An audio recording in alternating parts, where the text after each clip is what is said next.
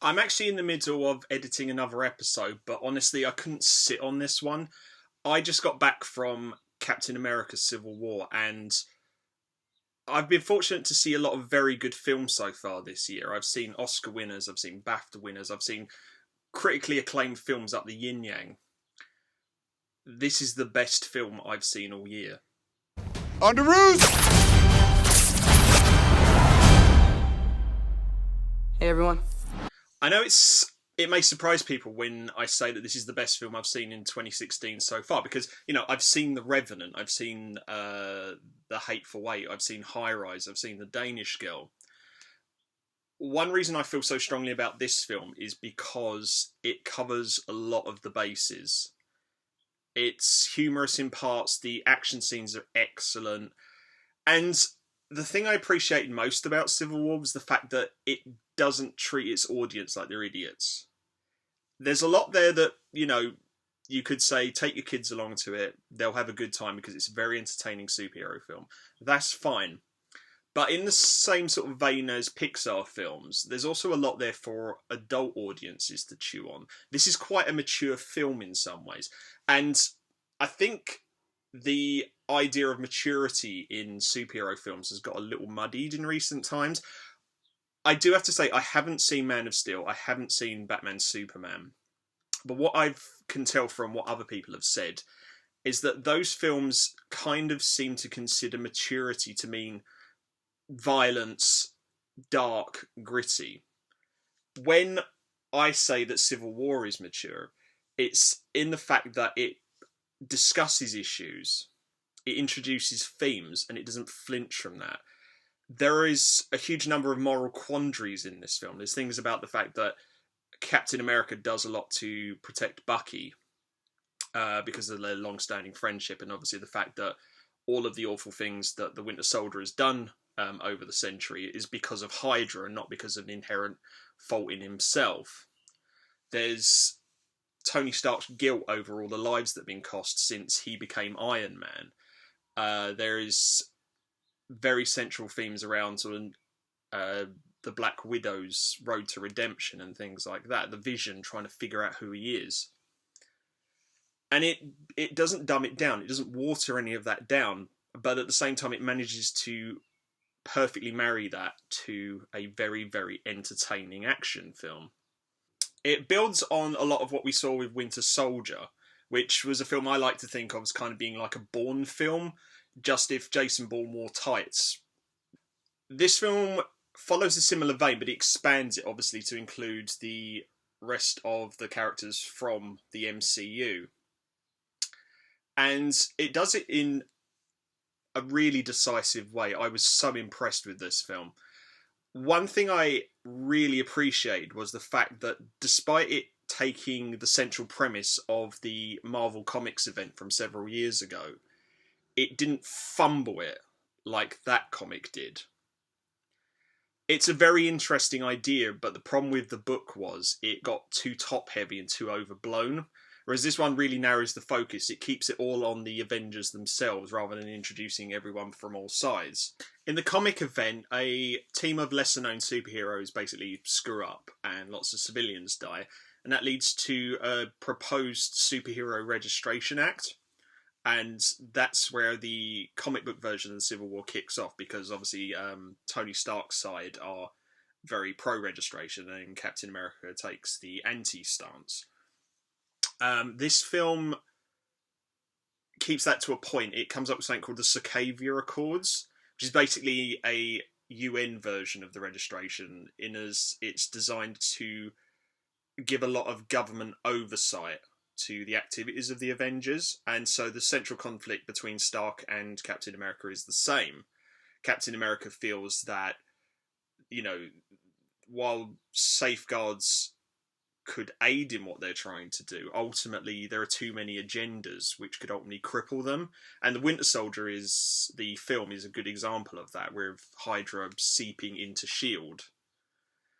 And Stark, obviously, he's a guy who's always been open about his status as a superhero. And so he, along with all these other sort of issues, he's much more sympathetic to the idea of the Sokovia Accords.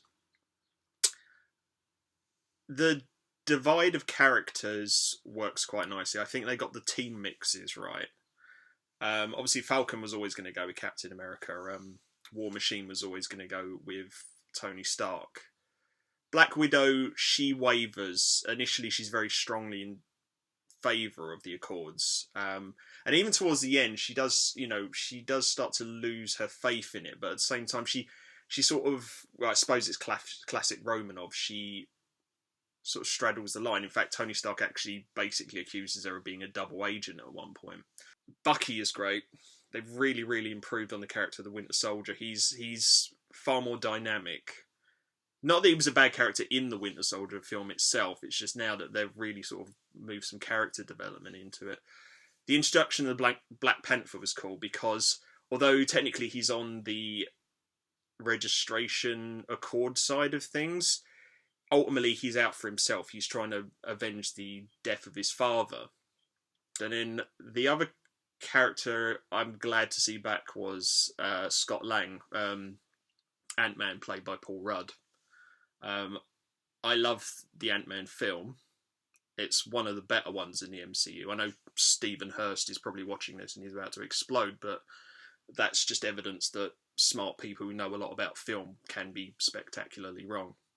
I hope we see more of Paul Rudd in the actual Avengers films, the actual big event ones, because he's captured the character of Scott Lang quite well from the comics, and I just find him very charismatic and watchable, and he has a lot of fun with the role, and that's the thing, whenever he's on screen, it amps up the sort of enjoyment of the film.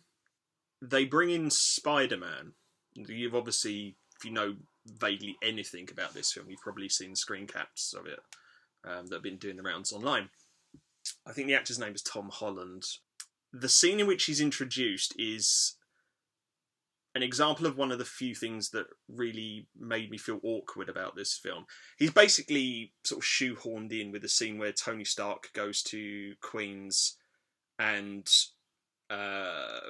he meets Aunt May, who for some reason now is young and attractive. I thought it was Kobe Smulders when I first saw her, and then realised, oh, hang on, that's supposed to be Aunt May. It's a running joke in the film is the fact that Tony Stark's always teasing Peter Parker because his aunt's so hot. But anyway, I digress. They basically go into Peter Parker's room, and it turns out there's been footage online of a spider hero going around New York. And Tony Stark has somehow figured out that it's Peter Parker, and he confronts him and he says, basically, I need help taking down Captain America and all of these rogue superheroes, and I think you're the guy to do it. In a way, he kind of reminds me about what would have happened if Michael Cera, instead of playing Scott Pilgrim, had ended up playing Spider-Man. He kind of, beyond the fact he looks like him, there's that sort of geeky sort of awkwardness, but at the same time, that sort of same inherent strength. And he's got a chewy moral centre. That's very good. That's good. I liked that. And they introduce his powers and his, web slinging quite nicely. It does put the brakes on the pace of the film, because his introduction, though it could have been handled a lot worse, it ultimately benefits the overall Marvel universe rather than this film specifically. You probably could have left him out. But as jarring as his introduction is, the film bounces back quite nicely, so that's good. And like Paul Rudd, he's in one of the sort of near climactic fight scenes. It's basically in an airport, and it's incredibly exciting. The choreography and the fights and the movement, as ever with the Marvel Universe, is spectacular. There's some really thrilling moments. There's moments where, I was leaning forward, I was clapping, I was gasping because of some of the things they do. And there are scenes like this throughout this film. Don Cheadle is good as War Machine. In terms of character arc, something happens to him towards the end, and it really mixes things up, and it really affects Tony Stark. And it's kind of another thing which is just representative of how much the writers of these films seem to just care about the universe and care about the characters, and obviously care about the audience. They are introducing characters into well-made storylines. I've always liked Elizabeth Olsen. She was one of the true high points of Age of Ultron, which, I found incredibly exciting at the time, and then look back on it now and just realise it's actually quite an awful film. She's very good in this. I do think they probably could have done a little bit more with her. But she's fine. I mean, I think she's a great actress, and I really love seeing her.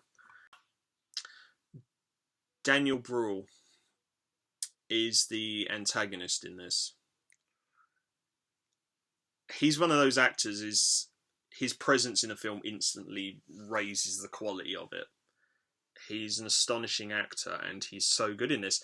And it's the sort of thing that adds to when I say about the sort of like Jason Bourne comparisons. He's a very subtle antagonist. He works from the shadows. He does a lot of his stuff behind a computer or by disguising himself as someone else and sneaking into a facility or something. And he's the butterfly which flaps its wings and causes a hurricane. He turns the Avengers against each other, and that's his master plan. And he's just so captivating to watch when he's on screen. When I want to review a film, either on this channel or for an assignment I've been given for film work, I always like to sit on it for at least a day, because I don't want to be driven by my first impressions. I need to ruminate on it. I need to sort of balance my more critical objective side against my more sort of emotional subjective side. But I feel pretty comfortable with my opinions on Civil War. It could have perhaps been a little bit shorter. It didn't really need to be as long as it is. But overall, the pace isn't that bad. It's not, intrusive. It doesn't feel drawn out. You're not going to be sitting there looking at your watch. So I just really recommend this film. I don't care if you're in hospital. I don't care if you're in the morgue. You need to get up and go and see it. I genuinely think it is one of the best films I've seen in years.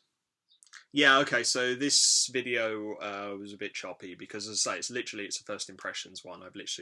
I've only been back from the cinema about half an hour or so. So it's just a quick one from me. I really love this film so much, so I just really wanted to recommend it.